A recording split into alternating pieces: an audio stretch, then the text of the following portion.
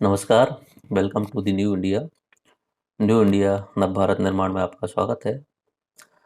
Technology के जो important topics हैं, उनमें भारत में स्पेस टेक्नोलॉजी ये टॉपिक भी काफ़ी इम्पोर्टेंट है। So for today we are going to study the space technology. Space technology वाला जो लेक्चर है, वो pre exam and mains exam के लिए काफ़ी महत्वपूर्ण है। तो हम स्पेस टेक्नोलॉजी का जीरो से उठाएंगे और आपको highest level A to Z तक लेके जाएंगे। अंतरिक्ष, सबसे पहले आप ये समझना होगा कि अंतरिक्ष क्या होता है। स्पेस हमारी पृथ्वी से बाहर जब भी हम देखते हैं रात में सोते टाइम, तो आप आकाश देखते होंगे। आकाश में आपको तारे दिखते होंगे, खगोलीय पिंड दिखते होंगे। उसके अलावा चंद्रमा दिखता होगा, जो कि अपनी पृथ्वी का उपग्रह है। तो हमारी पृथ्वी से बाहर जो कुछ भी स्पेस में है, जो कुछ भी है, वो अंतरिक्ष कहलाता है। ठीक है। अंतरिक्ष में खगोलीय पिंड सब कुछ शामिल होता है, यानी पूरा ब्रह्मांड एक अंतरिक्ष है। तो मनुष्य शुरू से ही क्यूरोसिटी रही है मनुष्य की, जानने की। और ये जानने की प्रवृत्ति के कारण ही हमने बहुत डेवलप किया है। शुरू में पुराने समय पे जब मनुष्य आदिवासी था, तब भी कुछ ना कुछ नई चीज़ें सीखने की, समझने की कोशिश करता था। उसी सीरीज में उसने आग का आविष्कार किया, पहिए का आविष्कार किया, धीरे धीरे सभ्यताओं बनाने लग गया। और फिर इंडस्ट्रियल रेवोल्यूशन आने के बाद में मनुष्य ने आकाश की तरफ देखना शुरू किया। तो पहले आकाश में तो जा नहीं सकता था, क्योंकि उड़ने के लिए कोई ऑप्शंस थे ही नहीं। पहले तो हवाई जहाज होते ही नहीं थे, पहले रॉकेट होते नहीं थे, आज से 100 साल पहले। तो पहले मनुष्य ने दूरबीन से अंतरिक्ष को देखना शुरू किया, टेलीस्कोप के द्वारा अंतरिक्ष को देखना शुरू किया और अंतरिक्ष के अलग अलग ग्रहों के बारे में जानकारी प्राप्त करने की कोशिश की।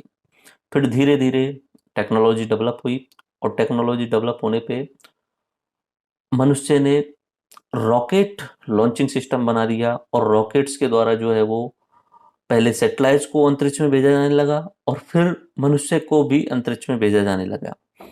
तो ये जो लेक्चर है, वो इस पूरी स्पेस टेक्नोलॉजी को एक्सप्लोर करेगा। क्या इतिहास रहा, देखिए। सबसे पहले हम क्या समझेंगे कि अंतरिक्ष प्रौद्योगिकी क्या है। थोड़ा सा आप समझ चुके हैं। अंतरिक्ष से रिलेटेड जो हम टेक्नोलॉजी डेवलप करेंगे, वो अंतरिक्ष प्रौद्योगिकी है। नाम से भी आप समझ सकते हैं, जैसे नैनो टेक्नोलॉजी बोलते हैं, तो नैनो यानी 10⁻⁹ मीटर, यानी 10 की घात 9 मीटर के रेंज में जितने भी उपकरण आने वाले टाइम पे बनाए जाएंगे, वो नैनो टेक्नोलॉजी कहलाएंगे। उसके अलावा लास्ट लेक्चर में हमने देखा जैसे डिफेंस टेक्नोलॉजी, तो डिफेंस यानी रक्षा से रिलेटेड जो हथियार या जो उपकरण बनाए जाएंगे, वो डिफेंस टेक्नोलॉजी कहलाता है। ऐसे ही स्पेस से रिलेटेड जो भी उपकरण बनाए जाएंगे, जो भी टेक्नोलॉजी डेवलप की जाएगी, वो स्पेस टेक्नोलॉजी कहलाएगी। तो पहले हम अंतरिक्ष प्रौद्योगिकी क्या है, थोड़ा सा एक ओवरव्यू में परिभाषा देखते हैं। विश्व में अंतरिक्ष प्रौद्योगिकी की शुरुआत कैसे हुई, और इसके जो टाइमलाइन है, किस तरीके से टाइमलाइन चली, वो देखेंगे। स्पेस टेक्नोलॉजी के उपयोग देखेंगे। भारत में फिर अंतरिक्ष प्रौद्योगिकी का विकास कैसे हुआ। आज़ादी के बाद में भारत के पास में स्पेस टेक्नोलॉजी के बारे में सोचने का तो टाइम ही नहीं था, क्योंकि जब भारत आज़ाद हुआ था 1947 में, तो हमारी आर्थिक स्थिति बहुत खराब थी। और उस समय खाना मिल जाए लोगों के लिए, कपड़े मिल जाएं, मकान मिल जाएं, इसके बारे में सोचना ज़्यादा इम्पोर्टेंट था, ना कि हम अंतरिक्ष में जाने के लिए सोचें। लेकिन नेहरू जी बहुत दूरदर्शी आदमी थे, तो उन्होंने सब डायमेंशन में काम करना शुरू किया था। और आज़ादी के बाद में ही जो है वो परमाणु विभाग के अंतर्गत स्पेस के लिए भी कुछ हिस्सा दे दिया गया था। और धीरे धीरे इसको स्पार बना, एंड फिर इसरो बना, अंतरिक्ष विभाग बना। और फिर धीरे धीरे इसरो ने जो ऊंचाइयां प्राप्त करी, तो आज भारत का जो सर है पूरे विश्व में गर्व से ऊंचा रहता है, क्योंकि इसरो के कारण ही भारत आज विश्व के टॉप 3 और टॉप 4 जो स्पेस टेक्नोलॉजी वाले देश हैं, उनमें शामिल है। तो भारत में अंतरिक्ष प्रौद्योगिकी की जो यात्रा रही है, वो हम देखेंगे। शुरुआती जो मिसाइल्स थी, शुरुआती जो रॉकेट थे, उनको साइकिल पे रख के ले जाया जाता था। शुरुआती जो सैटेलाइट थे, उनको बैलगाड़ी पे रख के लेकर जाया जाता था। तो एक पूरी कहानी है, जिसमें हम कहीं भी नहीं थे, जीरो थे, और आज उसमें टॉप 3 और टॉप 4 में आते हैं। तो इसरो उसके लिए बहुत बड़ा जो है वो जिम्मेदार है। उसने बहुत अच्छे तरीके से काम किया। इवन एक इसरो भारत के लिए एक महारत्न है, एक अपने आप में हीरा है। अंतरिक्ष विभाग के अधीन कार्य करने वाले संस्थान मैप में देखेंगे, याद भी करेंगे, एग्जाम में पूछा जाता है। इसरो की कहानी देखेंगे, इसरो के प्रमुख अभियान देखेंगे। बाकी चीजें रॉकेट उसके अलावा मिसाइल, इनमें क्या अंतर होता है, ऑर्बिट्स क्या होती हैं, इन जो सैटेलाइट्स को भेजा जाता है वो कहाँ भेजा जाता है, जियो स्टेशनरी, जियो सिंक्रोनस, प्रणोदक क्या होते हैं जिसमें ठोस, द्रव और क्रायोजेनिक, फिर उसके बाद में लॉन्च व्हीकल सैटेलाइट क्या होती हैं, ठीक है, और उसके बाद में पीएसएलवी और जीएसएलवी में क्या अंतर होता है, तो ये सब हम देखेंगे। ओके, मैं आपको बेसिकली एक चीज बोल दूं अब यहाँ शुरू करने से पहले। देखो, अंतरिक्ष के बारे में हम पढ़ें तो अंतरिक्ष के बारे में हम नॉर्मली जो है वो तीन तरीके से पढ़ सकते हैं। एक तो पृथ्वी पे रहते हुए, ठीक है, हम यहाँ पे पृथ्वी पे रह रहे हैं और यहाँ से दूरबीन के द्वारा किसी ग्रह को देख रहे हैं, उसका अध्ययन कर रहे हैं, चलो ठीक है। दूसरा, अंतरिक्ष में से आने वाले पिंड और विकिरण का अध्ययन किया जाए, अंतरिक्ष से कुछ पिंड और विकिरण आ रहे हैं तो उन्हें देखा जाए। भाई भारत पे कुछ पुराने टाइम पे उल्का पिंड गिरा हुआ है यहाँ पे या पूरे विश्व में कहीं पे, तो उसका लिया जाए, उसका अनुमान लगाया जाए कि इसका कंपोजिशन क्या है, इसके केमिकल एंड फिजिकल गुण क्या है। तो ऐसा सोच सकते हैं कि उस ग्रह पे ऐसा हो सकता है, अनुमान लगाया जाए कि कोई पिंड आया है क्योंकि अंतरिक्ष से आया है, तो उसका अध्ययन करके। तीसरा होता है अंतरिक्ष में उपकरण भेज करके और मनुष्य को भेज करके। अब ये सबसे इंपॉर्टेंट है और यही अपनी स्पेस टेक्नोलॉजी का मेन उद्देश्य होता है। बोले कि अब हम अंतरिक्ष में यानी हम ऊपर की साइड में ही या तो कुछ उपकरण भेज देंगे और या हम मनुष्य को भेज देंगे। अब मनुष्य को भेजना अभी के टाइम के लिए थोड़ा सा जो है वो महंगा है और थोड़ा सा क्या रिस्की है, तो अभी छोटे छोटे मिशन चल रहे हैं मनुष्य को भेजने की। लेकिन उपकरण को भेजने के जो है वो काफी पहले से ही मिशन चल रहे हैं। और उपकरण में हम क्या भेजते हैं, उपकरण में हम भेजते हैं सैटेलाइट, ठीक है, जिसे हम बोलते हैं उपग्रह। उपग्रह, उपग्रह का मतलब क्या होता है, किसी ग्रह के चारों ओर चक्कर लगाने वाला होता है उपग्रह। जो चंद्रमा है वो हमारा उपग्रह है, हमारी पृथ्वी का उपग्रह है, क्योंकि वो चंद्रमा जो है वो पृथ्वी के चारों ओर चक्कर लगाता है। ये पृथ्वी, इस पृथ्वी के चारों ओर चक्कर लगा रहा है चंद्रमा, ठीक है। तो चंद्रमा जो हो गया वो उपग्रह, लेकिन ये कैसा है, प्राकृतिक। अब हम क्या कर रहे हैं, हम भेज रहे हैं हमारा कृत्रिम उपग्रह, यहाँ से जैसे भेजा और यहाँ पे भेज करके और यहाँ पे इसे बोल दिया कि चलो घूमना शुरू कर दो बाहर की साइड में, ठीक है। तो ये हमने क्या भेज दिया, उपग्रह, यानी पृथ्वी के चारों तरफ चक्कर लगाने वाला उपग्रह। ये एक उपकरण है, इस उपकरण में बहुत सारी चीजें हो सकती हैं, अलग अलग चीजें भी हो सकती हैं। मतलब टीवी के लिए, टीवी का जो है वो उपकरण भेजा जाएगा, ठीक है। सैटेलाइट जो होगा वो उस तरीके का भेजा जाएगा जो दूर संचार का काम करेगा। किसी काम के लिए सुदूर संवेदी जिसे बोलते हैं हम, सुदूर संवेदी, यानी चित्र लेने के लिए हम ऊपर अंतरिक्ष में ऐसा सैटेलाइट भेज देंगे जिसका कैमरा बहुत अच्छी क्वालिटी का होगा, हाई डेफिनेशन का होगा, तो वो चित्र ले लेकर के नीचे की साइड में भेजेगा। जैसे गूगल मैप आप यूज करते ही हो, आज मैं आपको एक नई चीज भी दिखाऊंगा, भुवन करके भारत का इसरो के द्वारा डेवलप किया गया प्रोग्राम है, तो वो भी मैं आपको गूगल मैप से ही अच्छा है, तो वो भी मैं दिखाऊंगा आपको। तो वहां पे सुदूर संवेदी सैटेलाइट भेज दिया तो उसमें क्या है कि बहुत अच्छी क्वालिटी के चित्र आएंगे और उन चित्रों को जो है वो कलेक्ट करके और डाटा फाइनलाइज करके फिर सब कुछ जो है डिसाइड कर लिया जाता है। उसके अलावा कम्युनिकेशन के लिए यूज किया जा सकता है। कम्युनिकेशन यानी एक जगह से दूसरी जगह बात करने के लिए, आपने पहले भी सुने होंगे कि पुराने टाइम पे इस तरीके के गांव में एक होता था, नॉर्मली नॉर्मली एक टेलीफोन होता था, एक टेलीफोन होता है पूरे गांव में पहले। तो वो जो होता था वो डायरेक्टली सैटेलाइट, ये अंतरिक्ष है और यहाँ सैटेलाइट घूम रहा है, इस सैटेलाइट से कनेक्ट होता था। अब हमें आपसे किसी से बात करनी है तो वो भी सैटेलाइट के द्वारा किसी दूसरे गांव के या किसी शहर के जो सैटेलाइट मोबाइल होता है उससे कनेक्ट करा देता था। तो कम्युनिकेशन भी किया जा सकता है, मौसम का पूर्वानुमान भी लगाया जा सकता है, खेती के रिगार्डिंग भी बातें क्यों जानी जा सकती हैं। तो ये जो है वो हम सैटेलाइट भेजेंगे। और मनुष्य को भेजने की जो प्रोसेस है वो धीरे धीरे शुरू की गई। सबसे पहला जो व्यक्ति भेजा गया था अंतरिक्ष में वो था नील आर्मस्ट्रॉन्ग, ठीक है। तो नील आर्मस्ट्रॉन्ग तो जो था वो चंद्रमा पे पहुंचने वाला था, उससे सबसे पहले पहुंचने वाला अंतरिक्ष में जाने वाला यूरी गागरिन था, ओके। तो ये उपकरण भेजने के लिए हमें कुछ और चाहिएगा। उपकरण तो हम अलग से बनाएंगे और उपकरण वहां पे घूमना शुरू कर देगा चारों तरफ। उपकरण किस तरीके का होता है, इस तरीके के उपकरण होते हैं, मैं आपको इमेज के थ्रू दिखाने की कोशिश करता हूँ। नॉर्मली इस तरीके के उपकरण होते हैं ये, ठीक है। ये ऊपर जाएगा और वहां जाकर के जो है वो पृथ्वी के चारों तरफ चक्कर लगाने लग जाएगा। ये आर्यभट्ट, रोहिणी, इस तरीके के उपकरण जो होते हैं वो हम बेचते हैं। अब इन उपकरण को वहां पहुंचाने के लिए चक्कर लगाएंगे ये 300 किलोमीटर ऊपर, 5000 किलोमीटर ऊपर, या 3600 किलोमीटर ऊपर, या 36,000 किलोमीटर ऊपर। तो वहां पहुंचाने के लिए कुछ चाहिएगा, कोई वाहन चाहिएगा जिसपे इनको बिठा करके और वहां पहुंचाया जाए, और उसको बोला जाता है रॉकेट। ठीक है, उसको बोला जाता है रॉकेट। और तो हमारे लिए इस लेक्चर में पढ़ने का मेन उद्देश्य क्या हो जाता है, एक तो इस उपग्रह को कहाँ भेजा जा रहा है, लाइक यहाँ पे पृथ्वी है, इस पृथ्वी से कितना ऊपर भेजा जा रहा है, तो इसे ऑर्बिट बोला जाता है। क्योंकि कच्चा, कच्चा का मतलब होता है चारों तरफ चक्कर लगाना, तो ये किसी एक कच्चा में चक्कर लगाएगा, तो हमें ऑर्बिट्स के बारे में पढ़ना है।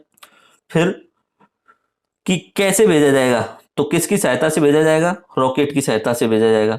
ठीक है, किसकी सहायता से भेजा जाएगा, रॉकेट। तो ये हमें रॉकेट पढ़ने हैं कि हमारे भारत के इसरो ने कौन कौन से रॉकेट डेवलप किए हैं, PSLV, GSLV, ASLV, ये पढ़ना है। उसके बाद में क्या भेजा जाएगा उसमें, वो उपग्रह पढ़ना है। ठीक है, क्या उसमें भेजा जाएगा, क्या वो कॉल पे बात करने के लिए यानी दूर संचार के लिए यूज किया जा रहा है, उसके अलावा क्या वो टेलीविजन की ब्रॉडकास्टिंग के लिए यूज किया जा रहा है। आप जो घर में DTH देखते हो वो क्या है, वो सैटेलाइट की बदौलत तो चल रहा है। आपके घर में जो DTH होता है वो आप अंतरिक्ष की तरफ करके रखते हो, वो सैटेलाइट से कनेक्ट होता है, और वो जो सैटेलाइट है वो ओरिजिनल सर्वर के थ्रू कनेक्ट होता है। तो वो स्पेस टेक्नोलॉजी के बगैर संभव था ही नहीं। आप जो मूवी देख लेते हो कभी भी कुछ भी, तो वो संभव नहीं था। तो हमें उपग्रह की डिटेल पूरी पढ़नी पड़ेगी, रॉकेट्स की पूरी डिटेल पढ़नी पड़ेगी, इसरो की पूरी कहानी पढ़नी पड़ेगी, और ऑर्बिट की पूरी कहानी पढ़नी पड़ेगी कि ऑर्बिट कौन कौन से होते हैं। तो दैट्स इट, इस लेक्चर में ये देख रहे हैं। अंतरिक्ष प्रौद्योगिकी क्या है, अंतरिक्ष का अध्ययन करने एवं मानव जीवन को आसान बनाने के लिए प्रयुक्त टेक्नोलॉजी को अंतरिक्ष प्रौद्योगिकी कहा जाता है। आई बात समझ में आपको। दूसरा, space technology is developed by the space science और aerospace industry for use in space flight, satellite and space exploration. तो यही चीजें जो है वो स्पेस के बारे में जानने के लिए जो है वो, या तो हम स्पेस के लिए कुछ अलग से स्पेस टेक्नोलॉजी, स्पेस साइंस बना दें, या शुरुआत में जो की गई थी वो एयर स्पेस इंडस्ट्री थी, या एक तरीके से एयरफोर्स के द्वारा ही यहाँ शुरुआत की गई थी। तो अंतरिक्ष का अध्ययन करने एवं मानव जीवन को आसान बनाने के लिए प्रयुक्त की जाने वाली टेक्नोलॉजी स्पेस टेक्नोलॉजी होती है। तो इसमें सबसे इंपॉर्टेंट हमें क्या चीजें ध्यान रखनी होती हैं, एक तो मैंने अभी बताया कि जो जिसके द्वारा भेजा जाएगा यानी लॉन्च व्हीकल यानी रॉकेट, वो पढ़ना होगा। उसके अलावा ये स्पेस व्हीकल्स हैं, जो स्पेस में क्या चीज जा रही है, वहां पे क्या जा रही है, तो स्पेस क्राफ्ट, सैटेलाइट और स्पेस स्टेशन, लेकिन हमें स्पेशली पढ़ना होता है सैटेलाइट को, वहां पे क्या चीज जा रही है ये हमें पढ़ना होता है। ओके, और इसके उपयोग क्या है, ये थोड़ा सा मेंस एग्जाम की दृष्टि से काफी महत्वपूर्ण है, रटे होने चाहिए। मैंने 2-3 जगह ऐसे लिखा हुआ है उन उपयोग को। तो ऐसा है, उपयोग के रिगार्डिंग इसलिए भी पूछा जाता है कि जब भी कोई मिशन होता है इसरो का, तो उसमें खर्चा होता है। मान लीजिए कोई मिशन हुआ तो उसमें 1,000 करोड़ रुपए का खर्चा हो गया, वो अखबारों में आता है। तो बहुत सारे लोग होते हैं, मोस्टली जो लेफ्टिस्ट लोग होते हैं, वो निंदा करते हैं कि भारत में इतनी गरीबी है, लोगों के पास में खाना नहीं है, फिर भी आप 1,000 करोड़ रुपए, 2,000 करोड़ रुपए, 10,000 करोड़ रुपए स्पेस मिशन में दे रहे हो, जिसकी कोई महत्व नहीं है। तो उनको आपको बताने की जरूरत होगी कि भाई स्पेस टेक्नोलॉजी के कितने सारे महत्व हैं। ठीक है, ये एग्जाम में पूछा जाएगा तो भी बताना ही होगा। देखो, मौसम का पूर्वानुमान लगाया जा सकता है, क्योंकि ऊपर सैटेलाइट में बहुत शानदार क्वालिटी के कैमरे और सेंसर लगे हुए हैं। तो जहां पे बादल होंगे उनका पूरा जो ऑफिस है वहां पर पूरा जानकारी दे दी जाएगी। तो मौसम का पूर्वानुमान लगाया जा सकता है कि यहाँ बारिश हो सकती है, यहाँ तूफान आ सकते हैं, यहाँ बिजली गिर सकती है, सारी चीजें जो है वो सैटेलाइट के द्वारा संभव है। सुदूर संवेदी, रिमोट सेंसिंग, पूरा सब कुछ इमेजिंग किया जा सकता है। जैसे कि भुवन पोर्टल में आपको बताऊंगा, तो भुवन पोर्टल में जैसा आप देखते हैं गूगल मैप्स में, सेम टू सेम पूरा का पूरा इंडिया का मैप जो है वो बना दिया गया है। इवन इफ लाइक, अगर आप कभी कभी सुनते हो कि इस बार जो है वो कृषि पिछले साल की तुलना में अधिक मात्रा में उत्पादन किया जाएगा, तो वो कैसे संभव है। मतलब ऐसा तो है नहीं कि एक एक व्यक्ति जाए और हर खेत में जाके देख के आए। ऊपर से सैटेलाइट लगे हुए हैं और वो जो है वो सेंस करेंगे कि इस जगह पे जो है वो खरीफ की फसल उग रही है, यहाँ पे जो है वो अपना रबी की फसल उग रही है, और वो पूरा डाटा जो है वो कंपाइल करके सरकार के पास में पहुंचा दिया जाता है। सरकार फिर अनाउंसमेंट कर देती है कि इस बार जो है वो रबी की फसल पिछले साल की तुलना में 8% जाता है। इस तरीके से जो है वो सुदूर संवेदी। उसके अलावा नौवें जीपीएस सिस्टम जो होता है, आप रोजाना यूज करते हो। इंडिया ने भी अपना regional GPS system IRNSS, Indian regional navigational जो है वो सिस्टम बना लिया है। तो सैटेलाइट सिस्टम तो वो जो है वो आजकल यूज किया जाने लग गया है। ठीक है, IRNSS, जैसे हम नाविक का नाम भी देते हैं, नाविक। ओके, तो नौ बहन का मतलब एक जगह से दूसरी जगह जाने के लिए जो टेक्नोलॉजी यूज की जाती है, जीपीएस, गूगल मैप्स आप यूज करते हो ना, तो वही सेम टू सेम। उसके अलावा सैटेलाइट टीवी, सारी टीवी आप जो देखते हो, सूर्यवंशम पिक्चर देखते हो सोनी पे, वो सब जो है वो संभव है किसके कारण है, सैटेलाइट टीवी की। कम्युनिकेशन, एक जगह से दूसरी जगह बात करनी है तो सैटेलाइट फोन भी आते हैं। आप जो फोन यूज करते हो वो सैटेलाइट फोन नहीं है, ये ध्यान रखना। ये तो क्या है, तारों से कनेक्ट होकर के जो एंटीना है उसके थ्रू चलता है। लेकिन कहीं कहीं पे जैसे जहाँ टावर नहीं आते हैं तो वहां पे सैटेलाइट फोन की आवश्यकता होती है। और जब ये फोन नहीं आए थे जो आजकल यूज करते हैं, ये जब फोन नहीं आए थे तो इससे पहले जो फोन यूज किए जाते थे वो सैटेलाइट फोन ही होते थे। ओके, तो टीवी ब्रॉडकास्टिंग की जाती है। उसके अलावा सैटेलाइट टेलीमेडिसिन, एक जगह पे जैसे मान लीजिए दिल्ली का एम्स है, वहाँ पे प्रमुख डॉक्टर बैठा हुआ है और उसे कहीं दूसरी जगह जो है वो इलाज करना है, हैदराबाद के किसी दूरस्थ इलाके में जहाँ पे डॉक्टर भी संभव नहीं है, तो डॉक्टर गाइडेंस करता जाएगा वहाँ के जो नर्स या कंपाउंडर होंगे और उनको बताता जाएगा। टेलीमेडिसिन ये पुराने समय के लिए बहुत ज़्यादा उपयोगी थे, लेकिन अब इन चीज़ों में क्या है कि अब ये मोबाइल टेक्नोलॉजी आ गई, तो मोबाइल टेक्नोलॉजी से और ज़्यादा आसान हो गए। तो सैटेलाइट का यूज करना तो सिर्फ वहाँ पे ज़रूरी होता है जहाँ पे टावर नहीं हो मोबाइल के। तो सुदूर चिकित्सा भी दी जा सकती है। आर्मी तो यूज करती ही है, आर्मी को लोकेशंस लगाने होते हैं कि कहाँ पे जो है वो पाकिस्तान के बंकर्स लगे हुए हैं, कहाँ पे आतंकवादी हो सकते हैं, किस तरीके से। तो पूरा ऐसा होता है कि ऊपर इतने हाई क्वालिटी के कैमरे हैं कि आपके एक एक मूवमेंट को नजर रखा जा सकता है। आप अगर छत पे गए, आप क्या खाना खा रहे हो, उस खाने में क्या चीजें हैं, क्या सब्जी है, वो सब जो है वो पूरा सैटेलाइट के द्वारा देखा जा सकता है ऊपर छत पे। ठीक है, आप बाहर घूम रहे हो, आपका फोटो लेकर के देखा जा सकता है कि ये व्यक्ति कौन है। ये भी संभव है क्योंकि कैमरे इतने हाई क्वालिटी के होते हैं। ओके, तो आर्मी यूज करती है, इसका बहुत यूज होता है आर्मी के लिए। एस्ट्रोनॉमी, जो ज्योतिष विज्ञान है, उसमें यूज होता है। सर्च फॉर न्यू लाइफ, सबसे इंपॉर्टेंट चीज ये है कि बहुत बार मैंने ये बात भी बोली है कि आने वाले टाइम का ऐसा है कि पृथ्वी जो है वो बहुत ज़्यादा डेंजरस हो जाएगी लाइफ के लिए आने वाले 100-200 सालों में। जो संभावनाएं जताई गई हैं उस हिसाब से, वैसे ऐसा होना नहीं चाहिए फिर भी। तो अब मनुष्य ये कोशिश कर रहा है कि हम जो है वो किसी दूसरे ग्रह पे जाकर के बसना शुरू कर दें। अगर बाई चांस कुछ भी हो जाए, कोई उल्का पिंड आ जाए, पृथ्वी नष्ट होने वाली हो, कोई वायरस बहुत अधिक ज़्यादा स्प्रेड हो जाए, या बहुत सारे आपस में युद्ध हो जाए, पृथ्वी नष्ट होने वाली हो, तो उस कंडीशन में हम कहीं दूसरी जगह के जाके रह लें, तो वो होता है सर्च फॉर न्यू लाइफ। तो ये जैसे मंगल ग्रह की खोज करना और बाकी ऐसे ग्रहों की खोज करना जहाँ पे जीवन संभव हो। कृषि एवं जल संसाधन की खोज, किस गांव में कौन सा तालाब है, उसकी कैसे उसकी खुदाई हो रही है नहीं हो रही है, ये सब ऊपर से देखा जा सकते हैं। कृषि से रिलेटेड अब खरीफ की फसल वही है, रबी की फसल वही है। सर्च एंड रेस्क्यू ऑपरेशन, ये भी आप समझ सकते हैं कि कहीं पे सैटेलाइट एरिया में जहाँ पे मतलब कोई भी लोग नहीं रहते हैं और वहाँ पे कोई किसी चीज़ को सर्च करना है, तो वहाँ पे जो है वो इसका उपयोग किया जा सकता है, सैटेलाइट्स का। उसके अलावा खनिज सर्वेक्षण का भी उपयोग किया जाता है। खनिज सर्वेक्षण जो होता है पहाड़ों पे चेक करना कि यहाँ पे कौन सा जो है वो खनिज सर्वाधिक मात्रा में, तो ये यूजेज है, आपको याद रखने होंगे। अब हम देखते हैं टाइमलाइन, स्पेस टेक्नोलॉजी का टाइमलाइन। सबसे पहले 1957 में रूस के द्वारा पहला सैटेलाइट स्पुतनिक 1 भेजा गया था। तो ये एग्जाम की दृष्टि से इंपॉर्टेंट है ये वाला पेज, इसमें से एक आध सवाल निकल के आएगा निश्चित। ओके, और इसरो वाला भी पेज जो है वो एग्जाम की दृष्टि से इंपॉर्टेंट है। ओके, उस समय कोल्ड वार चल रहा था, आपको ध्यान हो, 1950 से लेके 1990 तक जो है वो दोनों देशों के बीच में आपस में कोल्ड वार चल रहा था। फिर उसके बाद में यूएसएसआर के बाद में यूएसए ने 1958 में नासा की स्थापना कर दी, जिसे हम फुल फॉर्म अगर बोलें तो national aeronautics and space administration. ऐसा है कि आज के समय पे नासा का नाम नहीं सुना हो, ऐसा हो नहीं सकता, क्योंकि नासा के पास में जो डेवलपमेंट किया गया है टेक्नोलॉजी का वो काफ़ी हाई है। और टीवी वगैरह या मोबाइल वगैरह में बहुत ज़्यादा जो है वो उसके आते हैं। और बाकी आपने सुना हो कल्पना चावला भी नासा में काम करती थी, सुनीता विलियम्स भी नासा में काम करती थी। तो नासा का नाम सबने आपने सुना होगा। ओके, देन 1960s में भारत में स्पेस रिसर्च की शुरुआत हुई। वैसे इससे पहले न्यूक्लियर टेक्नोलॉजी के अंतर्गत बोला गया था होमी जहांगीर बाबा को कि आप कोशिश करो कि स्पेस के लिए कुछ किया जा सके, लेकिन ओरिजिनली 1960 के दशक में जो है वो यहाँ शुरुआत हुई। तो उसके लिए 1962 में यहाँ पे इंस्को स्पार जो है वो एक कमेटी बनाई गई, Indian national committee for space research committee बनाई लोगों की, और उसका अध्यक्ष बनाया गया विक्रम साराभाई को। तो उनसे बोला गया कि आप भारत क्या कर सकता है इस स्पेस रिसर्च के लिए, इसके रिगार्डिंग अपना जो है वो डाटा प्रस्तुतिकरण करो, अपने सारे सुझाव दो, कमेटी कंक्लूड करके बताओ कि अब हमें क्या करना चाहिए।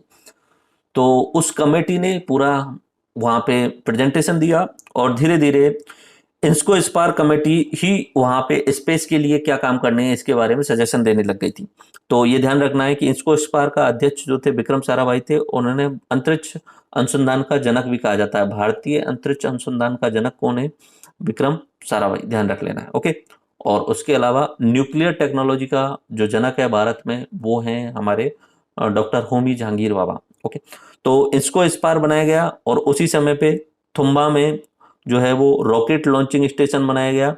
आज के समय पे उसे विक्रम साराभाई स्पेस स्टेशन बोला जाता है। 1969 में इसरो की स्थापना हुई। 1972 में अंतरिक्ष आयोग बनाया गया और अंतरिक्ष विभाग बनाया गया। अंतरिक्ष आयोग नीति बनाएगा और अंतरिक्ष विभाग जो है वो क्रियान्वयन कराएगा, और ये डायरेक्टली प्राइम मिनिस्टर ऑफिस के कंट्रोल में है। कुछ डाटा, अंतरिक्ष में प्रथम जीवित प्राणी किसको भेजा गया? तो एक लाइका नाम का कुत्ता था जो रूस के द्वारा भेजा गया था अंतरिक्ष में। पहला मानव कौन था? तो पहला मानव अंतरिक्ष में जाने वाला। अंतरिक्ष में जाने का मतलब यह हुआ कि हम एटमॉस्फेयर से बाहर जाएं, एटमॉस्फेयर से बाहर निकल के पहुंच जाएं। अब देखो, जो जहाज भी जो जाते हैं वो भी अंतरिक्ष में ही उड़ते हैं, ठीक है, लेकिन जहां तक हमारा एटमॉस्फेयर है, जहां तक हमारा वायुमंडल, वहीं तक जाते हैं, उससे ऊपर जा ही नहीं पाते हैं वहां पे, ठीक है। तो अंतरिक्ष में यानी यहां से 100 किलोमीटर ऊपर निकल के जाना, जहां पे एटमॉस्फेयर जो है वो बिल्कुल नगण्य हो जाता है, खत्म हो जाता है, तो उसे अंतरिक्ष ओरिजिनली बोला जाएगा। ऐसा अगर बोले पृथ्वी से ऊपर जाना तो फिर तो जहाजों में ही जाते हैं लोग, ठीक है। तो ये जहाज जो होते हैं नॉर्मली जो होते हैं वो समताप मंडल में ही ट्रेवल करते हैं। तो 5 और 15 किलोमीटर के बीच में ही जाते हैं हाईएस्ट, उससे ज्यादा जाते ही नहीं है। ओके, तो पहला मानव जो था यूरी गागरिन था, यूएसएसआर का। पहली महिला जो थी वो यूएसएसआर की वेलेंटाइना टेरेस्कोवा थी। पहला अमेरिकी व्यक्ति जो अंतरिक्ष में गया था वो एलन शेपर्ड था। और चांद पर पहुंचने वाला पहला मानव जो था वो यूएसए का था, नील आर्मस्ट्रॉन्ग, जो कि अपोलो 1L की सहायता से गया था, ठीक है। या ऐसे याद कर लेते हैं, अपोलो सेकंड, इस तरीके से याद कर लेते हैं, या 11 याद कर लीजिए, ठीक है। इस तरीके से याद हो जाए वही काफी है। अपोलो सेकंड या अपोलो 11 की सहायता से गया था। बाकी मैं अपोलो 11 के रूप में याद रखता हूँ, अपोलो 11 ही मैंने ज्यादातर सुना हुआ है। ओके, तो अपोलो 11 के द्वारा जो है वो नील आर्मस्ट्रॉन्ग गया था 1969 में, ठीक है। ये हुआ पहला स्पेस स्टेशन जो है वो रूस के द्वारा बनाया गया था, उसका नाम था सैल्यूट 1 1971 में। स्पेस स्टेशन का मतलब क्या होता है? एक बहुत बड़ी आकृति का एक उपग्रह जिसमें आदमी रह सके ऊपर की साइड में, उसे बोला जाता है स्पेस स्टेशन। और वो यहाँ से 300-400 किलोमीटर ऊपर जो है वो पृथ्वी के चारों तरफ चक्कर लगाता रहता है, उसे स्पेस स्टेशन बोला जाता है। वहां से पूरे जो अंतरिक्ष है उसका अध्ययन भी किया जाता है। तो पहला स्पेस स्टेशन जो है वो सैल्यूट 1 जो है वो यूएसएसआर के द्वारा भेजा गया था। और चंद्रमा पे जो है वो जल की खोज भारत के चंद्रयान 1 के द्वारा की गई थी, ये हमारे लिए गर्व की बात है।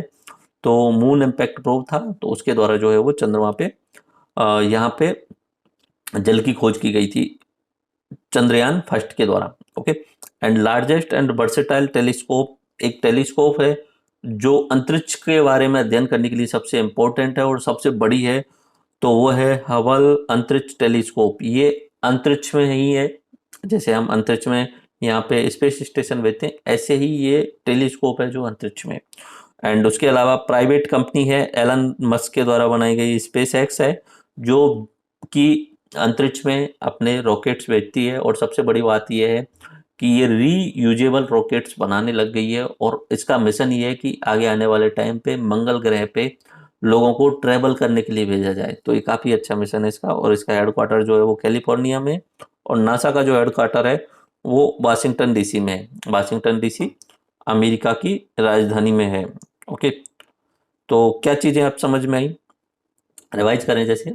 तो पहली बात तो कि किसके द्वारा पहला जो है वो सैटेलाइट भेजा गया, रूस के द्वारा भेजा गया, ठीक है, स्पुतनिक। ठीक है, तो रूस के द्वारा जो भेजा गया स्पुतनिक फर्स्ट, और आज के टाइम पे जो आप देखते हैं कोरोना की जो वैक्सीन बनाई गई है वो भी इसी के नाम पे आपने देखी होगी। ओके, उसके बाद में नासा की स्थापना 1958 में हुई, और इसको स्पार बना, ये सबसे इंपॉर्टेंट संस्था थी, और यही बाद में कन्वर्ट होके 1969 में इसरो बन गया। उसके बाद में इसरो के ऊपर जो है वो अंतरिक्ष आयोग और अंतरिक्ष विभाग बनाए गए। तो ये आपको ध्यान रखना है। एक बार इंडिया से रिलेटेड चीजें देखिए। 1972 में इसको इस बार 1969 में इसरो 1972 में एक बना अंतरिक्ष आयोग। आयोग क्या करेगा, ये आपस में मीटिंग करके बैठ के बोलेंगे कि कैसे आगे क्या करना है। और फिर एक बना अंतरिक्ष विभाग। अंतरिक्ष विभाग ये क्या करेगा कि इन्होंने जो बोला है कि आगे आने वाले टाइम पे मंगलयान भेजो, इन्होंने भेजा है, बोला है कि सूर्य के चारों तरफ चक्कर लगाने वाला सैटेलाइट भेजो, यानी नीति इन्होंने बनाई है। अब इसको क्रियान्वयन कौन कराएगा, अंतरिक्ष विभाग। ठीक है, अब अंतरिक्ष विभाग के अंडर में ही इसरो को दे दिया गया कि अंतरिक्ष विभाग के नीचे चले जाओ आप। ठीक है, अंतरिक्ष विभाग के नीचे इसको इसरो को दे दिया गया, और अंतरिक्ष विभाग को डायरेक्टली जो है वो पीएमओ के द्वारा ही नॉर्मली कंट्रोल किया जाता है। बाकी हमारा साइंस एंड टेक्नोलॉजी जो है वो मंत्रालय भी है। ओके, सो भारत में स्पेस की कहानी अभी जो बताई उसी को दोबारा देखेंगे। Indian story of space technology. Bharat आज़ाद हुआ, पीएम जवाहरलाल नेहरू जी थे, और उस समय यूएसए और यूएसएसआर में स्पेस बात चल रही थी। अंतरिक्ष के लिए होड़ लगी हुई थी। पहले यूएस रूस भेज देता, फिर अमेरिका भेज देता। वो जीतने की कोशिश में थे कि कौन जो है वो स्पेस में जीत जाए, इस तरीके से था। तो उस समय जवाहरलाल नेहरू जी के द्वारा यहाँ पे डॉक्टर होमी जहांगीर बाबा को जो है वो भारतीय नाभिकीय प्रोग्राम उनके हाथ में दिया गया, तो उन्हें इंडियन न्यूक्लियर टेक्नोलॉजी का जनक बोला जाता है। और उस समय इनके ही अधीन जो है वो स्पेस के रिगार्डिंग बातें कर दी गई थी। लेकिन ओरिजिनली 1900 यहाँ पे 62 में डॉक्टर विक्रम साराभाई जी को बुला करके और उनको बोला गया कि आप भारत में अंतरिक्ष का जो रिलेटेड प्रोग्राम्स हैं उनको चलाओ। तो विक्रम साराभाई को father of Indian space technology कहा जाता है। तो 1962 में ही जो है वो इसको स्पायर बनाया गया, और इसका फुल फॉर्म मैंने अभी थोड़ी देर पहले बताई, Indian national committee for space research बनाई गई। इसके अध्यक्ष जो है वो विक्रम साराभाई थे। एंड उसके बाद में 1969 में इसरो की स्थापना की गई, उसके अध्यक्ष भी विक्रम साराभाई बनाए गए। तो ओरिजिनली इसलिए तो उन्हें बोला जा रहा है कि भारत के अंतरिक्ष प्रोग्राम के जनक। एंड इसकी शुरुआती उद्देश्य क्या था इसरो का, बोले कम्युनिकेशन से रिलेटेड सैटेलाइट बनाओ, टीवी ब्रॉडकास्टिंग से रिलेटेड सैटेलाइट बनाओ, मौसम विज्ञान से रिलेटेड, और रिमोट सेंसिंग यानी सुदूर संवेदी से रिलेटेड जो है वो सैटेलाइट बनाओ। और भेजने का अगर हमारे पास हो जाए तो शुरुआत में हमारे यहाँ से भेजो, नहीं हो पा रहा है तो दूसरे किसी देश की सहायता से भेजो। तो शुरुआत में हमने जितने भी सैटेलाइट बनाए वो रूस या यूएसए की सहायता से या यूरोप एजेंसी की सहायता से भेजे थे, क्योंकि हमारे पास में ऊपर भेजने के लिए ये जो चाहिए होता है ना रॉकेट, ये उतनी उन्नत टेक्नोलॉजी का नहीं था। ठीक है, तो बाद में धीरे धीरे अब तो हम इतने हाई लेवल पे पहुंच गए हैं कि हम विदेशों के जो है वो सैटेलाइट भेजते हैं। और रिकॉर्ड भी आपने सुना होगा कि 105 सैटेलाइट का एक साथ में, 104 सैटेलाइट उन्होंने एक साथ में भेजे।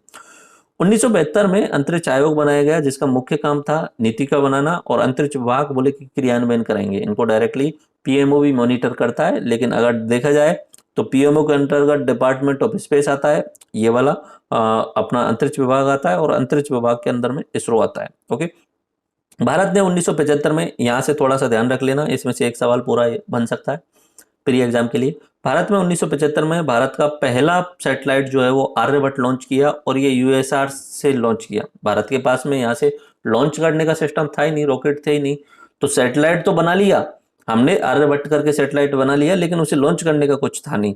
तो लॉन्च जो किया वो रूस की सहायता से किया। उसके बाद में भारत ने भारत के लॉन्च व्हीकल यानी भारत के रॉकेट की सहायता से जिसे लॉन्च किया सैटेलाइट को, वो है रोहिणी सैटेलाइट। अब भारत ने अपना खुद का जो है वो रॉकेट बना लिया है, ये वाला, ये रॉकेट खुद का बना लिया है।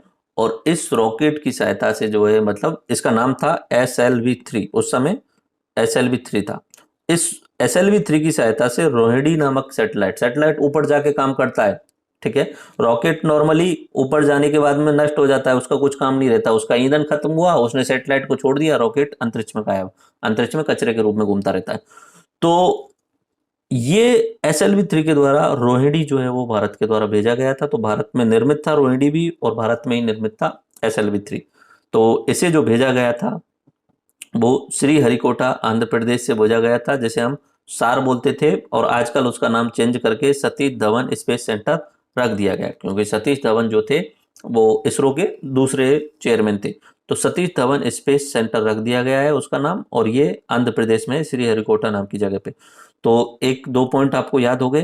पहला पॉइंट हुआ, पहला रॉकेट, पहला जो सैटेलाइट भेजा आर्यभट्ट, ठीक है, वो रूस के सहायता से भेजा। रूस में जाकर के हमने उन्हें बोला कि भाई ये हमारा सैटेलाइट है, सैटेलाइट छोटा होता है तो सैटेलाइट है ये हमारा, इसे आप अंतरिक्ष में स्थापित करवा दीजिए, अंतरिक्ष में लोअर ऑर्बिट में। अभी थोड़ी देर में देखेंगे कि ऑर्बिट्स क्या होता है, तो अंतरिक्ष में आप लोअर ऑर्बिट में स्थापित करवा दीजिए। उसके बाद में रोहिणी जो है वो हमारे ही रॉकेट के द्वारा, और ये हमारा ही जो है वो सैटेलाइट भेजा गया। फिर और आज के टाइम की कहानी ये है कि हम जो है वो वर्ल्ड के टॉप 3 और टॉप 4 में आते हैं स्पेस के मामले में, यानी इसरो ने बहुत अच्छा काम किया। First rocket launch in India. अच्छा, अब ये चीज भी थोड़ा बहुत याद करना चाहें तो याद रख सकते हैं कि भारत में पहला रॉकेट लॉन्च कब हुआ। ये रॉकेट जो है वो अमेरिका का है, भारत का नहीं है। अमेरिका वाले बोले कि तुम्हारे यहाँ पे थुम्बा नाम की जो जगह है, वहां पे जो चुंबकीय अक्ष होता है पृथ्वी का, वो गुजरता है। तो थुम्बा वाली जगह से हमें रॉकेट लॉन्च करना है, तो कृपया करके हमें हमारा रॉकेट लॉन्च करने दीजिए। तो अमेरिका का नाइके अपाचे करके जो रॉकेट था, वो भारत के द्वारा, भारत की थुम्बा नाम की जो जगह से लॉन्च किया गया था। सारी टेक्नोलॉजी वगैरह सब लोग जो है वो अमेरिका के ही आए थे, उन्होंने लॉन्च किया।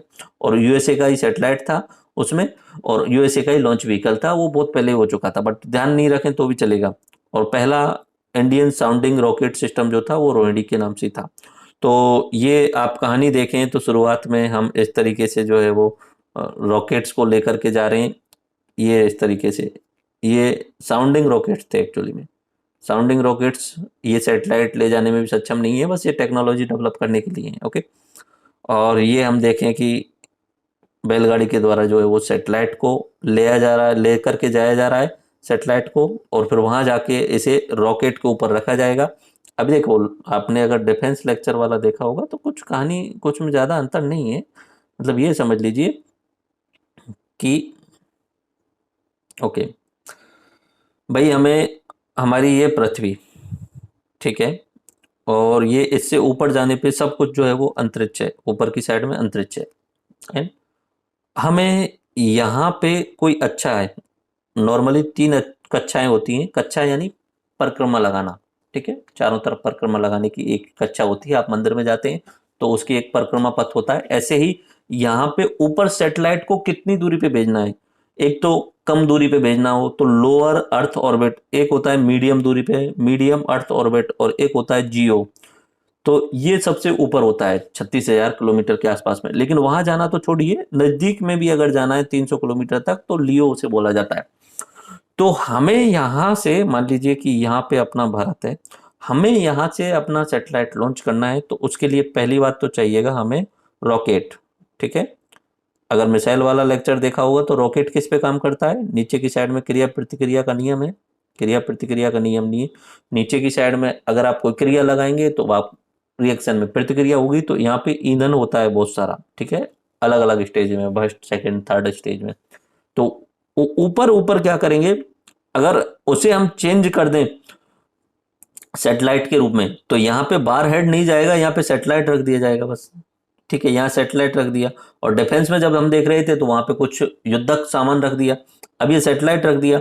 अब ये हमने लॉन्च किया और इसे हम लॉन्च करेंगे, तो ये जो है वो धीरे धीरे जो है वो ऊपर चलता जाएगा और इस तरीके से इसकी एक अलग अलग स्टेज खत्म होती जाएंगी। यहाँ जाने के बाद में नीचे से थोड़ा सा जो है वो इसका ईंधन जल जाएगा तो इसकी एक स्टेज खत्म हो जाएगी। धीरे धीरे चलता जाएगा और ऊपर चलते चलते पहुंचते पहुंचते एक टाइम ऐसा आएगा जहाँ पे ओनली सैटेलाइट बचेगा और वो सैटेलाइट को घुमा करके नियंत्रित करके इसको घुमा करके एक बार छोड़ देगा। उसके बाद में तो सैटेलाइट अपनी ऊर्जा खुद से लेता रहता है। अगर आप देखें तो सैटेलाइट जितने भी फोटो देखते हैं हम उनमें आपको जो है वो सोलर विंग्स दिखती हैं। ठीक है, सोलर विंग्स आपको दिखती होंगी। ये आप देखें तो यहाँ पे क्या है, ये आप देख रहे हैं ना, ये सौर ऊर्जा से जो है वो अपनी बैटरी बनाते हैं और चारों तरफ जो है वो घूमते रहते हैं अपनी ऊर्जा बना करके। ये ऑटोमेटिक ही घूमते रहते हैं। तो ये हमारी इसरो की कहानी आपको याद हो जानी चाहिए। रिवाइज अगर मैं कराऊं तो बहुत जल्दी 5 -20 seconds. -20. Ignition arms armed. 15 seconds. Cryons are you armed? 10, 9, 8, 7, 6, 5, 4, 3, 2, 1, 0, +1, +2, S200 ignited. +3, Vehicle liftoff. +4, +5, +6, +7, +8, normal. +9, +10 Just seconds. heard the announcement. Liftoff normal. Before tracking. +15 seconds. 15 seconds into the flight. +20 seconds. S200 First stage performance normal. indicated as +25 normal. seconds. The +30 vehicle seconds. moving majestically. +35 seconds. Plus 35 seconds is a very critical phase during the atmospheric. +40 seconds. 40 seconds into the flight. +45 seconds. 6-7 kilometers. +50 seconds. 50 seconds. First stage performance normal. +55 seconds. First stage performance is indicated normal. So we will Plus have 1 in the minute. next 50 to 55 seconds the ignition of the L110 liquid engine.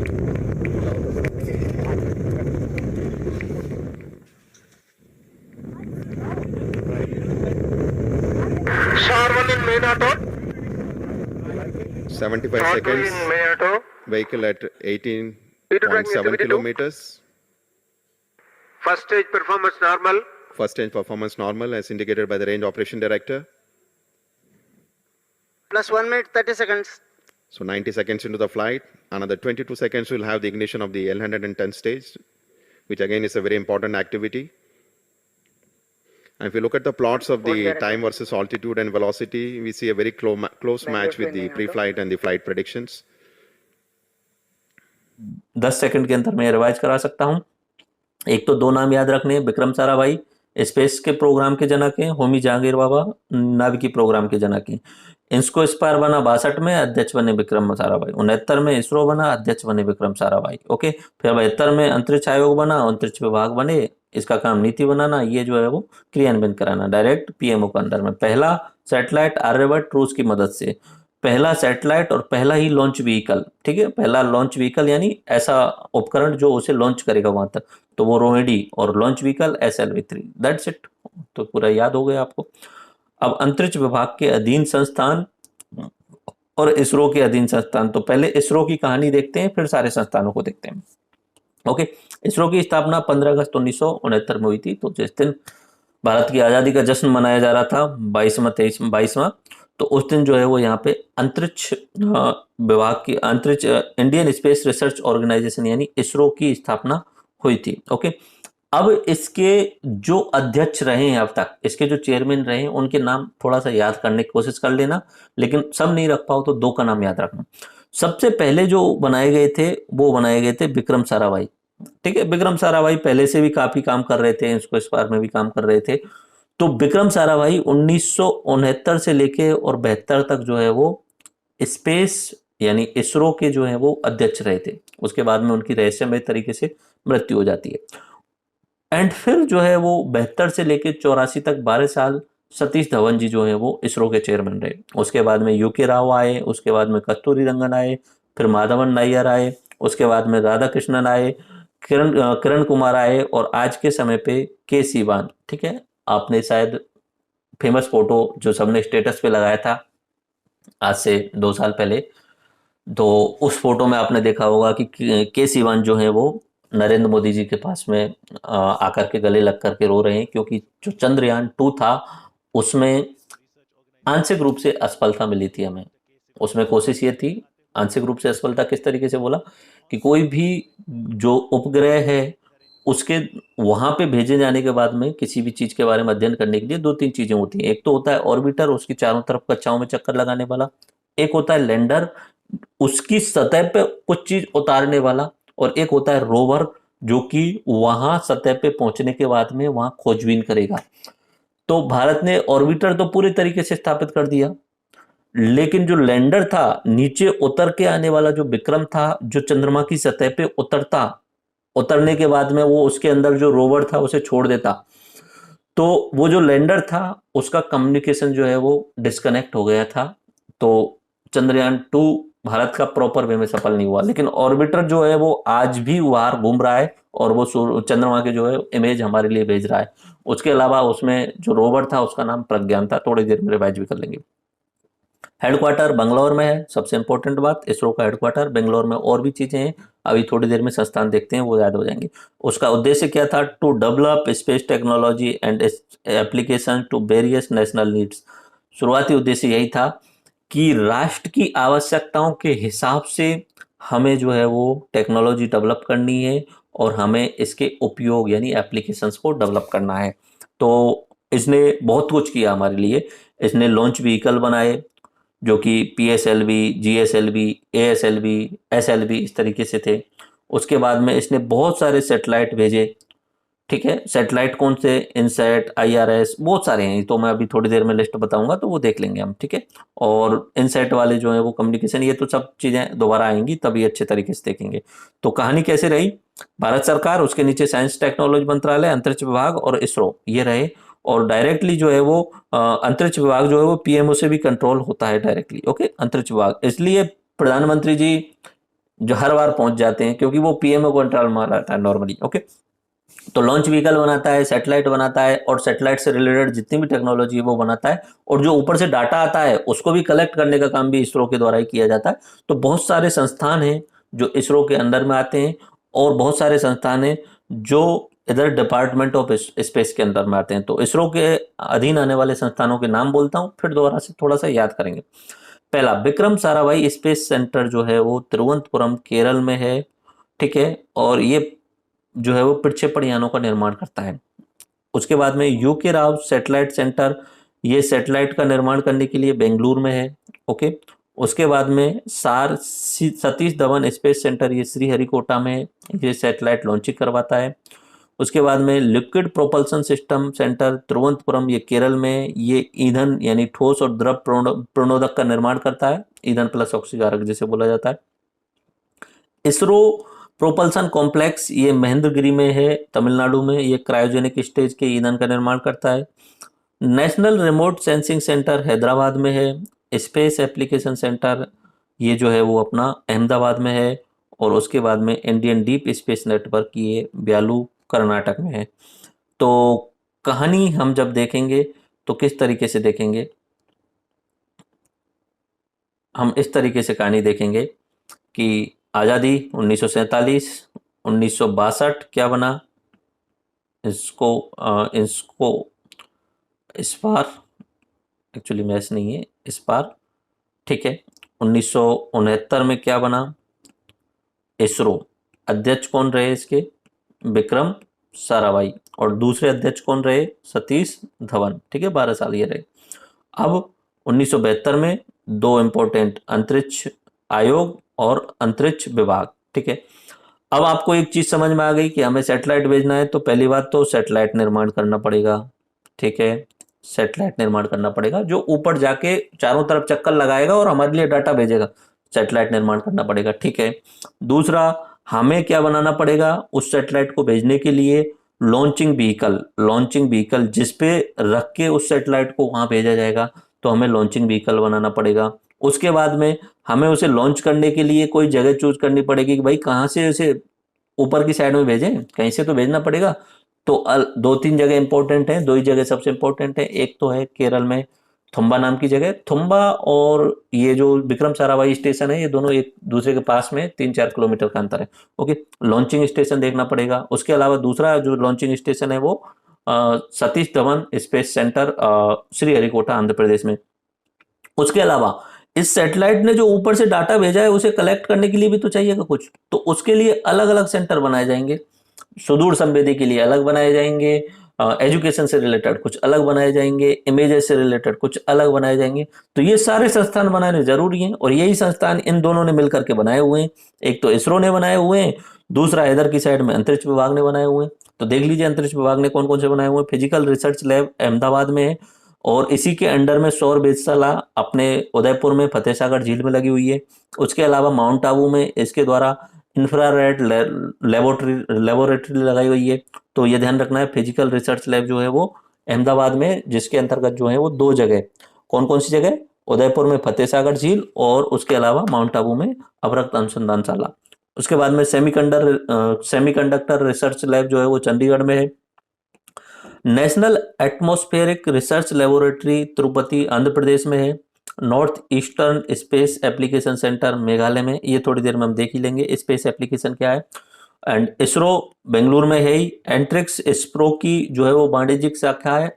अगर आपने कोई satellite बनाया, satellite आप भी बना सकते हो, ठीक है, स्टूडेंट भी बना सकता है सैटेलाइट, कोई भी बना सकता है सैटेलाइट। यानी आप चाहो तो सैटेलाइट के रूप में मोबाइल को भी भेज सकते हो, ऊपर कुछ भी भेज सकते हो। ऊपर भेजना है आपको तो वो चारों तरफ चक्कर लगाएगा। वो तो सैटेलाइट का मतलब होता है उपग्रह, चारों तरफ चक्कर लगाने वाली चीज। आप कुछ भी चीज ऊपर भेज सकते हो ना। किसी स्टूडेंट ने कोई हाई क्वालिटी का कैमरा बना लिया, किसी स्टूडेंट ने कोई अच्छा सेंसर बना लिया, तो उसने सैटेलाइट बना लिया, तो अब उस सैटेलाइट को भेजना है। अब भेजने के लिए रॉकेट आप नहीं बना सकते। रॉकेट बनाना, रॉकेट को लॉन्च करना बहुत आसान नहीं हो। सैटेलाइट कोई भी बना सकता है, ठीक है। तो सैटेलाइट बना करके और उसे अगर भेजना चाहे आप भी भेज सकते हो। आपको क्या करना है, आपको जाना है इसरो से संपर्क करना है। और इसरो में संपर्क कहाँ करना है, आपको एंट्रिक्स से संपर्क करना है। इसरो की एक शाखा है, वो आपसे बोलेगी भाई साहब इतना पैसा दे दो, इतने किलोग्राम का आपका भार है, इसका इतना पैसा दे दिया जाए, तो वो है आपका सैटेलाइट अंतरिक्ष में जो है वो छोड़ दिया जाएगा। तो ये काम कौन करता है, एंट्रिक्स। ओके, उसके अलावा Indian institute of space science and technology Thiruvananthapuram में, केरल में। तो आपको ये सारे जो है संस्थान याद करने एक्चुअली में।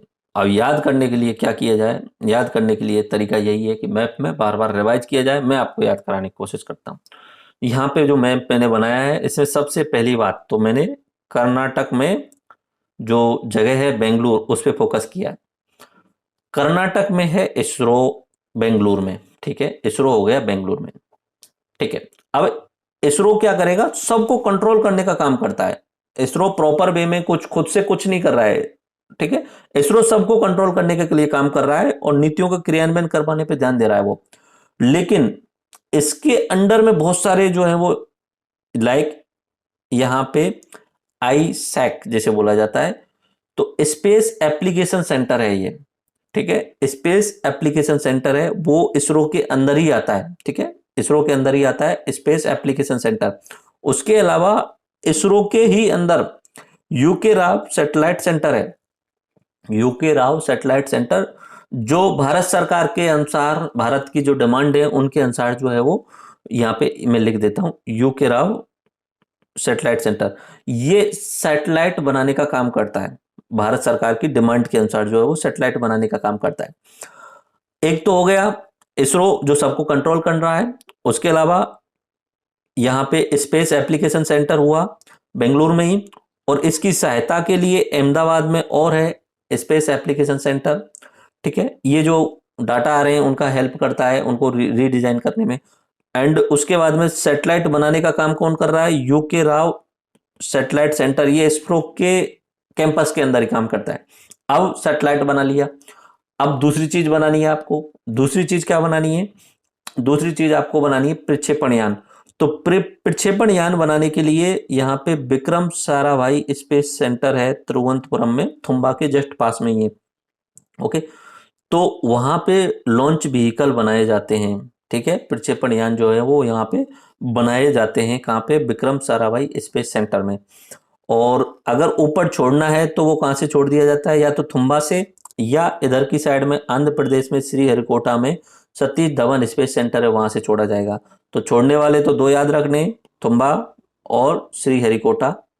और रॉकेट बनाने वाले, रॉकेट जो बनेगा वो कहाँ बनेगा, विक्रम साराभाई में। और सैटेलाइट जो बनेगा UK Rao satellite centre ISRO के अंदर है, यानी आप डायरेक्टली इसरो भी याद रख लेंगे तो भी चलेगा। और इसरो की ऊपर से सहायता करने वाले, ऊपर से आने वाले डाटा की सहायता करने के लिए आईजैक यानी इंडियन स्पेस एप्लीकेशन सेंटर, और ये दो हैं, इसकी एक शाखा जो है वो अहमदाबाद में है, ठीक है, आईजैक और SAC space application centre. And ISRO की वाणिज्यिक शाखा एंट्रिक्स है, वो भी इसरो के अंदर ही होती है। ओके, अब बात करते हैं अन्य संस्थान। अन्य संस्थान कौन से हैं? एक है इंडियन मेट्रोलॉजिकल डिपार्टमेंट, ये अपना दिल्ली के अंतर्गत है। ओके, एक आता है मास्टर कंट्रोल फैसिलिटी, ऊपर जो भी सैटेलाइट भेजे गए हैं उनको कंट्रोल कैसे करना है, तो ये दो जगह पे मास्टर कंट्रोल फैसिलिटी, एक तो हसन कर्नाटक में है और एक भोपाल में है, master satellite control facility. Okay, ये कहाँ पे है? हसन कर्नाटक में और भोपाल में। अब आता है सबसे इंपॉर्टेंट चीज, national remote sensing centre. National remote sensing centre तो हमारे द्वारा नेविगेशन के लिए जो सबसे इंपॉर्टेंट उपग्रह या IRNS जैसे बोला जाता है नाविक भेजा गया है, तो उसके द्वारा रिमोट सेंसिंग, दूर संवेदन, सुदूर संवेदन से आप परेशान नहीं होना, सुदूर यानी दूर का, संवेदन यानी उसके बारे में जानकारी लेना, उसके बारे में पता करना, ठीक है। तो ये रिमोट सेंसिंग सैटेलाइट के द्वारा जो डाटा भेजा जाता है उसको अध्ययन करने के लिए हैदराबाद में उसकी मेन ब्रांच है, और उसकी शाखा सहायता के लिए 6 अलग अलग जो है वो ब्रांच है। कहाँ कहाँ पे हैं?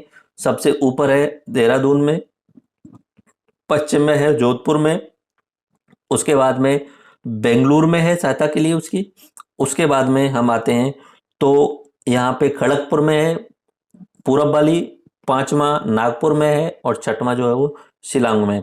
और यहाँ बिलर द्वीप जो है वो सेना यूज करती है अपने मिसाइल्स को लॉन्च करने के लिए, उसे आज के टाइम पे APJ अब्दुल कलाम आइलैंड भी कहा जाता है, बिलर द्वीप। ये कहाँ पे? ये ओडिशा में है। ओके, तो ये आपके जो इम्पोर्टेंट संस्थान है वो मैंने यहाँ दिखा दिए।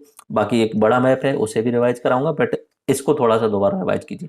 सबसे पहली बात, इसरो कहाँ है? बेंगलुरु में है।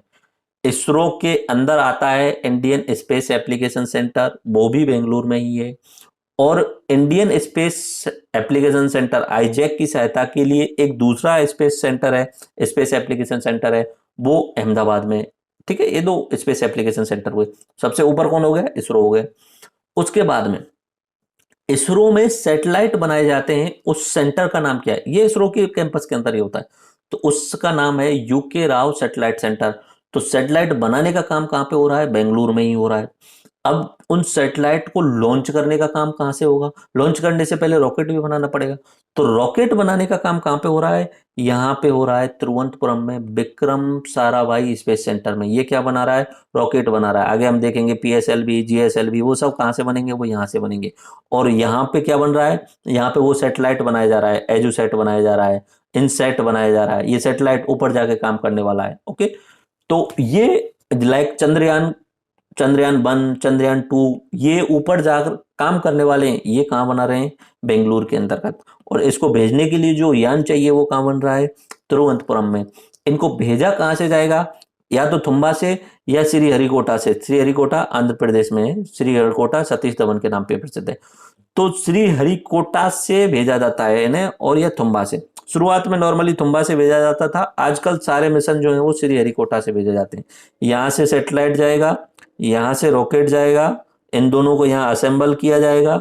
और आपने बहुत सारी वीडियो देखी होंगी, काउंटडाउन शुरू होती है 10, 8, 7, 6, इस तरीके से 3, 2, 1, और फिर जो है वो सैटेलाइट ऊपर की तरफ लॉन्च होता है, नीचे धुआं ही धुआं हो जाता है, ठीक है। आप साइड में भी देख लीजिए उसे, तो नीचे बहुत सारा धुआं ही धुआं हो जाता है, और ऊपर की साइड में जो है वो सैटेलाइट चला जाता है। और सैटेलाइट ऊपर जाके खुद तो नष्ट हो जाता है नॉर्मली, और ऊपर जो रॉकेट जो है वो खुद तो नष्ट हो जाता है, सैटेलाइट बचता है। वो सैटेलाइट जो है वो पृथ्वी के चारों तरफ चक्कर लगाना शुरू कर देता है। That's a story.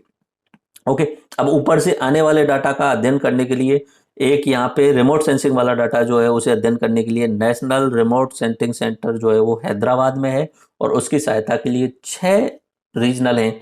एक है देहरादून में, एक है जोधपुर में, एक है अपना बेंगलुरु में, एक है अपना खड़गपुर में, एक है नागपुर में, और एक मेघालय के शिलांग में है। ठीक है, उसके बाद में मास्टर कंट्रोल फैसिलिटी जो है वो भोपाल और हसन 2 जगह पे है, और स्पेस एप्लीकेशन सेंटर एक तो अहमदाबाद में और एक बेंगलुरु में 2 जगह पे है। ओके, तो ये सारे के सारे जो हैं, और यहाँ पे जो NRSC जो होता है उसके द्वारा एक पोर्टल चलाया जाता है, उसका नाम है भुवन। ठीक है, भुवन, ये ऊपर से जो डाटा आता है उसे एक जगह पे कंपाइल करके देता है। ओके, मैं अगर आपको भुवन दिखाऊंगा या आप खुद से चेक करोगे, भुवन सर्च करना गूगल पे, तो जैसा गूगल मैप देखते हो शायद उससे अच्छा ही है ये भुवन करके जो अपना पोर्टल है। ओके, इसरो बेंगलुरु में सैटेलाइट निर्माण जो है वो आईजैक और यूके राव सैटेलाइट जो है वहां से होता है, एंड रॉकेट निर्माण जो होता है वो विक्रम साराभाई स्पेस सेंटर से होता है। लॉन्चिंग स्टेशन तुम्बा केरल में, सतीश धवन में, और मिसाइल अगर लॉन्च करनी है तो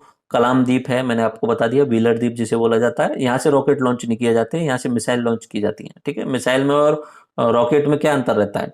मिसाइल में और रॉकेट में कुछ खास अंतर नहीं होता है, टेक्नोलॉजी या साइंस जो होती है वो सेम रहती है। ये अपना ठीक है, कुछ भी नहीं, मतलब रॉकेट है ये तरीके से। ओके, अब इस रॉकेट में ऊपर की साइड में यहाँ पे अगर हमने युद्धक सामान रख दिया, ठीक है, अब युद्धक सामान रख दिया तो ये क्या बन जाता है? नॉर्मली ये बन जाता है अपना मिसाइल। ठीक है, और अगर यहाँ पे हमने सैटेलाइट रख दिया तो ये बन जाता है अपना ऊपर की साइड में जाने के लिए रॉकेट। ओके, लॉन्चिंग व्हीकल जिसे बोल देते हैं।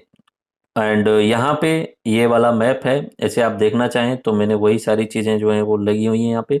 देखिए, पहला हम बात करते हैं बेंगलुरु से शुरू करते हैं। ये अपना बेंगलुरु, ठीक है, ये बेंगलुरु में क्या है? स्पेस कमीशन है, सब में पता है। जो अंतरिक्ष आयोग है वो भी बेंगलुरु में ही है। उसके बाद में department of space and ISRO का हेडक्वार्टर कहाँ पे है? बेंगलुरु में है। और बहुत सारी चीज़ें बट याद नहीं रखो तो भी चलेगा। वहाँ पे इसरो में एंट्रिक्स कॉरपोरेशन है जो इसरो की वाणिज्यिक शाखा है, पैसे लेके सैटेलाइट ऊपर भेजने का काम करते हैं। ओके, दूसरा हसन मैंने आपको बताया मास्टर कंट्रोल फैसिलिटी है, और मास्टर कंट्रोल फैसिलिटी मैंने आपको बताई थी भोपाल में भी है। ठीक है, भोपाल में क्या है? Master control facility. ठीक है, एंड फिर उसके बाद में तीसरा वैल्यू, यहाँ पे इंडियन डीप स्पेस नेटवर्क है, थोड़ा याद रख सकें तो ये ब्यालालू जो है वो कर्नाटक में इंडियन डीप स्पेस नेटवर्क है। मैंने यहाँ पे शायद अपने इन संस्थानों में बताया हुआ होगा। ओके, चलो नहीं है तो मैप में आप देख लीजिए, ये कर्नाटक में है ब्यालालू, यहाँ पे जो है वो इंडियन डीप स्पेस नेटवर्क है। देन उसके बाद में हम बात करते हैं तिरुवनंतपुरम में। तिरुवनंतपुरम में विक्रम साराभाई स्पेस सेंटर है तिरुवनंतपुरम में। ओके, यहीं पे लिक्विड प्रोपल्सन सिस्टम भी है। ये जो ईंधन काम आता है वो नॉर्मली ठोस होता है, द्रव होता है, और आज के टाइम पे जो बनने वाला हो रहा है क्रायोजेनिक ईंधन हो रहा है। तो ठोस और द्रव, द्रव के निर्माण के लिए जो है वो कहाँ पे है? वो तिरुवनंतपुरम में एक सेंटर है, वहां पे जो है वो ईंधन का निर्माण किया जाता है, द्रव प्रणोदक ईंधन। उसके अलावा क्रायोजेनिक के लिए जो बनाया जा रहा है वो महेंद्रगिरी में। महेंद्रगिरी कहाँ पे है? महेंद्रगिरी तमिलनाडु में है, ये आप देख रहे हैं। तो यहाँ पे इसरो का प्रोपल्सन कॉम्प्लेक्स है जहाँ पे क्रायोजेनिक ईंधन का निर्माण किया जाता है, प्रोपल्सन एंड प्रणोदक। एंड यहीं पे जो है तुम्बा में ही जो है वो Indian institute of space science and technology है। उसके अलावा यहाँ तुम्बा में ही वो लॉन्चिंग स्टेशन है जिसे TERLS नेम से जाना जाता है, Thumba equatorial rocket launching station, TERLS। जो सबसे पहला जो अमेरिका के द्वारा रॉकेट भेजा गया था भारत में वो यहीं से भेजा गया था, ध्यान रखना है, तुम्बा से ही भेजा गया था। ठीक है, TERLS, तुम्बा इक्वेटोरियल। इक्वेटोरियल का मतलब होता है भूमध्य। तुम्बा इक्वेटोरियल रॉकेट लॉन्चिंग स्टेशन, ये तुम्बा में। लेकिन आजकल ज्यादातर जो रॉकेट भेजे जाते हैं वो कहाँ से भेजे जाते हैं?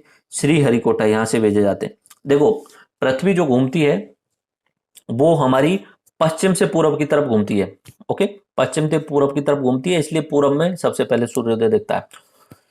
तो पृथ्वी घूम रही है इधर की साइड में। अब हम रॉकेट अगर भेजेंगे, अगर यहां से रॉकेट भेजेंगे तो ये जो है पृथ्वी की गति के साथ साथ में थोड़ा बहुत जो है वो पूरब साइड में भी टिल्टेड होगा। तो इसलिए थुम्बा से रॉकेट कम भेजे जाते हैं, यहाँ से भेजे जाते हैं नॉर्मली श्रीहरिकोटा से। अगर बाई चांस वो जो लॉन्च किया जाने वाला रॉकेट है वो असफल हो जाता है तो वो कहाँ पे गिरेगा, बंगाल की खाड़ी में गिरेगा। लेकिन यहाँ से क्या हो सकता है कि इधर की साइड में जो सिविलियन इलाका है तमिलनाडु और केरल का, वहां गिर सकता है। इसलिए ज्यादातर आजकल जो रॉकेट जो है वो कहाँ से लॉन्च किए जाते हैं, श्रीहरिकोटा से किए जाते हैं, थुम्बा से बहुत नाम मात्र किए जाते हैं, छोटे मोटे। ओके, तो ये हमने देख लिया, बेंगलुरु देख लिया एंड बेलालू देख लिया, हसन देख लिया, तिरुवनंतपुरम देख लिया, महेंद्रगिरी देख लिया। उसके बाद में यहाँ पे श्रीहरिकोटा सतीश धवन स्पेस सेंटर, सार जिसे भी बोला जाता है, एंड उसके बाद में एटमॉस्फेरिक रिसर्च लेबोरेटरी जो है वो तिरुपति में है। हैदराबाद में क्या बताया था मैंने, नेशनल रिमोट सेंसिंग सेंटर जो है वो NRSC, ये कहाँ बताया मैंने, NRSC जो है इसका सेंटर जो है वो हेडक्वार्टर जो है वो कहाँ पे बताया, हेडक्वार्टर बताया मैंने हैदराबाद में। इसकी सहायता के लिए 6 मैंने रीजनल क्षेत्रीय बताए। पहला बताया देहरादून में, दूसरा बताया मैंने यहाँ पे जोधपुर में, ठीक है, जोधपुर में, और तीसरा मैंने आपको बताया बेंगलुरु में ही है। तीसरा कहाँ पे है, बेंगलुरु में है, यहाँ पे ये है तीसरा। उसके अलावा खड़गपुर में, कोलकाता में, खड़गपुर कोलकाता जस्ट पास में ही, ज़्यादा दूरी नहीं है। ओके, उसके बाद में मैंने यहाँ पे बताया शिलोंग में, मेघालय में। उसके बाद मैंने आपको बताया नागपुर में भी है, यहाँ पे नागपुर है जो है वो, उसमें central regional remote sensing centre है। ओके, तो ये प्रमुख संस्थान आपने देख लिए। और इसरो का ब्रांच ऑफिस दिल्ली में है, और उसके अलावा दिल्ली में मेट्रोलॉजिकल डिपार्टमेंट का भी सेंटर है। तो ये सेंटर आपको याद रखने होंगे। और कुछ नहीं रख पाओ तो लास्ट में जाते जाते मैं आपको इस वाले मैप में याद करा देता हूँ। 3-4 चीज़ें तो याद कर ही लेना और हो सके तो। पहली बात तो इसरो कहाँ है, बेंगलुरु में है। एंट्रिक्स कहाँ है, बेंगलुरु में, ठीक है, हो गया काम। इसके बाद में सैटेलाइट का निर्माण करने का काम कहाँ हो रहा है, वो इसरो के अंदर ही यूके राव सैटेलाइट सेंटर है, या आईजैक, इनके अंदर ही जो है वो सैटेलाइट निर्माण करने का काम हो रहा है। इसके अलावा रॉकेट कहाँ बनाया जा रहा है, विक्रम साराभाई स्पेस स्टेशन तिरुवनंतपुरम में। रॉकेट को लॉन्च कहाँ से किया जाता है, थुम्बा से और श्रीहरिकोटा से। नेशनल रिमोट सेंसिंग का सेंटर जो है वो कहाँ है, हैदराबाद में। इसकी सहायता के लिए 6 मैंने आपको बता दिए। मास्टर कंट्रोल फैसिलिटी कहाँ पे है, मास्टर कंट्रोल फैसिलिटी भोपाल और हसन में है।